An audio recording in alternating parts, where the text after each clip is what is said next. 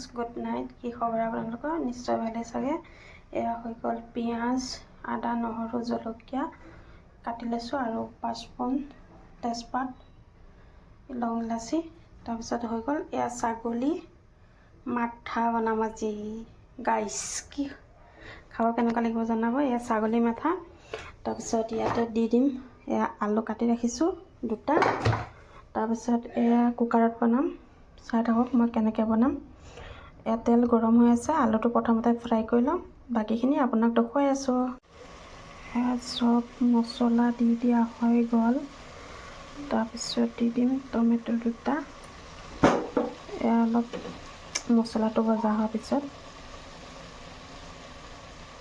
Tomato দি দিম, তাৰপিছত আলু দি দিম। এয়া মছলাটো ফ্ৰাই কৰি ল'ম মাংসটোৰ সৈতে অলপ।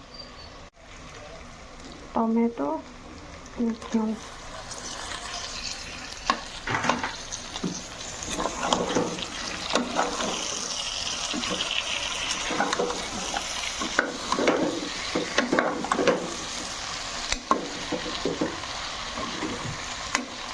পিছত দেখুৱাই আছোঁ আপোনালোকক আকৌ।